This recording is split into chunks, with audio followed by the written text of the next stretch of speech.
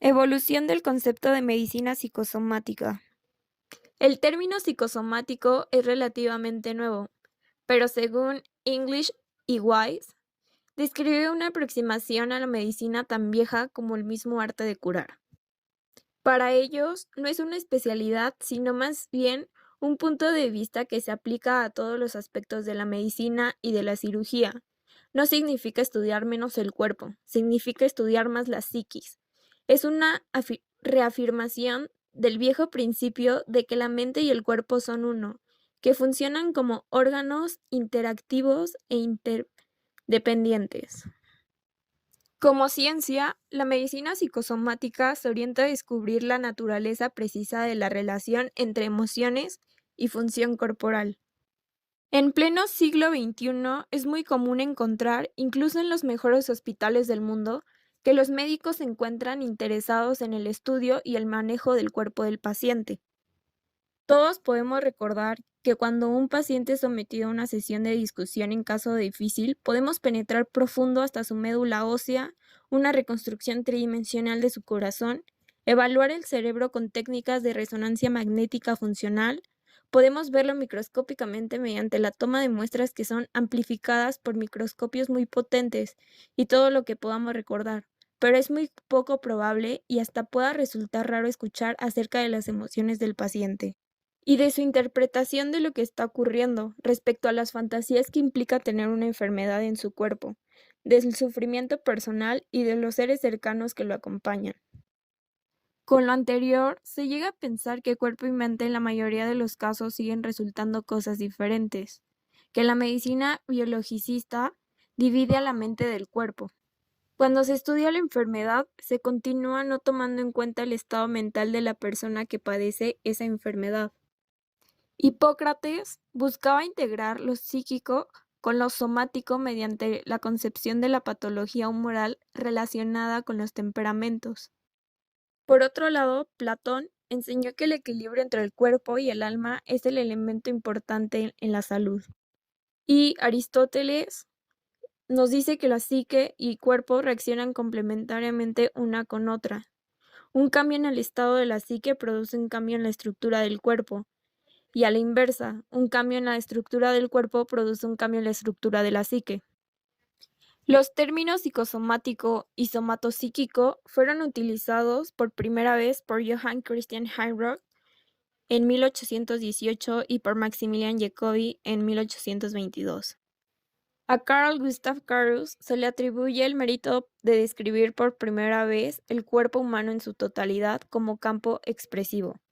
En 1876, el médico inglés Henry Maudsley obtuvo gran prestigio por una clasificación de la psicosis etiológica y somatológicamente orientada, ya que decía, si la emoción no se libera, se fijan los órganos y trastorna su funcionamiento.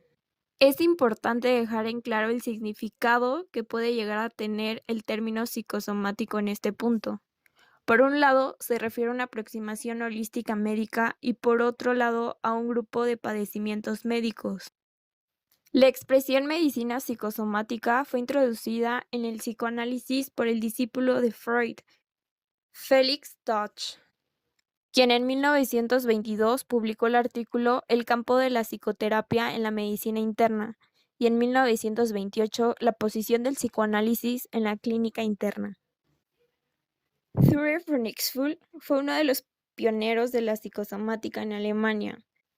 Describió de una manera simple lo que significó la asociación de psicoanálisis y medicina psicosomática en Alemania, sugiriendo la existencia de 3 etapas de integración de la mente y el cuerpo. Como primera etapa la tenemos caracterizada por Jörg Grodek, considerado por muchos como el padre fundador de la medicina psicosomática moderna. Él estaba convencido que la distinción entre cuerpo y psique era solo verbal, no sustancial, que ambos constituían un todo único, negando la distinción entre enfermedades físicas y psíquicas.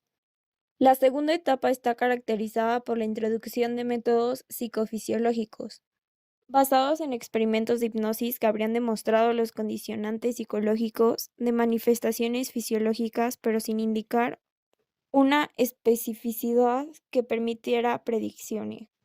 En esta parte se dieron los intentos de Felix Stoch por introducir el psicoanálisis en la clínica médica. Y como última etapa está caracterizada por el intento de aportar comprobaciones empíricas a las numerosas generalizaciones teóricas. Aquí se ubica a Flanders Dunbar y su estudio sobre los tipos de personalidad y a Franz Alexander con la teoría de conflicto psicodinámico específico.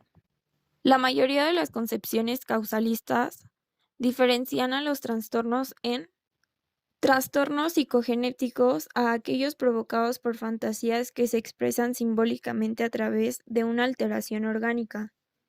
Trastornos organoneuróticos a las funciones orgánicas que pueden ser influidas fisiológicamente por actitudes instintivas inconscientes, sin que por ello los cambios que se produzcan tengan siempre un significado psíquico definido. Y trastornos somatogenéticos.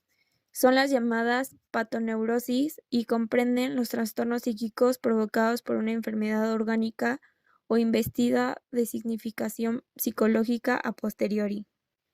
Lane, entre algo, describe la medicina psicosomática como la orientación de la medicina que se caracteriza por incluir en cada acto médico y en cada juicio clínico la consideración de las emociones inconscientes que contribuyen a cada paciente. Configura una persona enferma en una situación particular siempre diferente.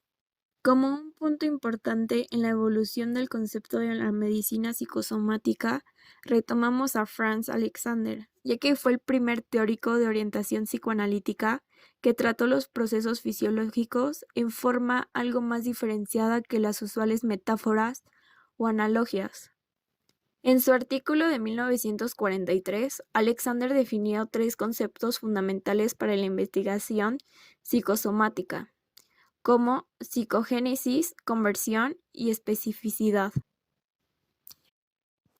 Cuando hablamos de psicogénesis, nos referimos a procesos fisiológicos consistentes en excitaciones en el sistema nervioso, que pueden ser estudiados mediante métodos psicológicos debido a que ellas son percibidas subjetivamente bajo la forma de emociones, ideas o deseos.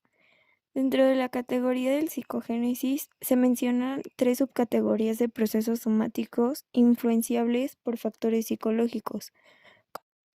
Como primer punto tenemos la conducta voluntaria, que se supone motivada por fines y cuya característica es ser adaptativa. Como segundo punto son las inervaciones expresivas, que son fenómenos de descarga que alivian o expresan tensiones emocionales específicas. Y por último punto, las respuestas vegetativas a estados emocionales, que contribuyen a superar condiciones a las cuales está expuesto el organismo. En el síntoma de conversión histérica es el equivalente de una tensión emocional con una expresión simbólica. En la cronología del desarrollo corresponde a una organización ya evolucionada, que incluye el lenguaje y el gesto, mientras que la enfermedad psicosomática representa una conversión mucho más profunda y mucho más radical del conflicto en el plano de las funciones y de las alteraciones tisulares. La tercera idea central es la especificidad. Como primer término, se trata de la observación de que diferentes estados emocionales poseen un síndrome vegetativo específico. En estos estados emocionales podemos encontrar la ira y la alegría, que difieren en cuanto a su asociación fisiológica. También tomemos en cuenta los síntomas neuróticos gástricos que tienen una diferente psicología que los de la constipación o la diarrea emocional. Y por último, las enfermedades cardíacas, que difieren en su trasfondo emocional de los casos de asma. Alexander menciona que la especificidad emocional puede precisarse solo mediante detallada y cuidadosa observación, para la cual el mejor método disponible es la prolongada técnica de entrevista del psicoanálisis. El programa de investigación de Alexander y colaboradores se orientó a intentar el diagnóstico de dolencias somáticas solo en base a la constelación psicodinámica. Estos estudios, continuados a su muerte por Pollock, demostrarían que en ciertas dolencias existe una configuración conflictiva característica, si bien no única. Los estudios para demostrar las dolencias se dieron en las famosas 7 enfermedades descritas por Alexander como psicosomáticas, las cuales son asma bronquial, úlcera gastroduodenal, colitis ulcerosa, artritis reumatoide, hipertensión esencial, neurodermatitis y tirotoxicosis. Al igual, mencionó que era necesario profundizar los estudios para determinar el rol de otros factores en la patogénesis de los trastornos somáticos. Estos fueron enumerados en una famosa fórmula, según la cual la enfermedad es función de numerosos factores. Algunos de estos son la predisposición hereditaria, traumas del nacimiento, enfermedades de la temprana niñez que incrementan la susceptibilidad de ciertos órganos, características del cuidado del menor y su educación, entre otras más. La medicina psicosomática ha tenido su nacimiento y principal evolución en Estados Unidos en el año de 1936, cuando se formó la Sociedad Americana Psicosomática, y en 1953 de psicosomática. A mediados de los 60 se fundó la Academia de Medicina Psicosomática y en 1975 en el Instituto Nacional de Salud Mental inicia la formación en psiquiatría de consulta y enlace. Durante 1985 se inicia un amplio programa de investigación en este campo que genera que en 1992 se cambie el nombre a medicina psicosomática, que constituye el concepto integrativo y permite visualizar a todo proceso salud-enfermedad bajo esta óptica. Finalmente, en 2003, la Junta Americana de Especialidades Médicas la aprueba como una subespecialidad médica y 2 años después se lleva a cabo el primer examen de certificación. En México, el término psicosomático aún suele generar confusión, ya que se tiende a interpretar desde el enfoque simplista de que ciertas enfermedades son la expresión física de conflictos emocionales. La visión y misión de la especialidad en psiquiatría de enlace es difundir que lo psicosomático corresponde al abordaje biopsicosocial de todo proceso mórbido y al trabajo multi-interdisciplinario de los diferentes componentes del equipo de salud.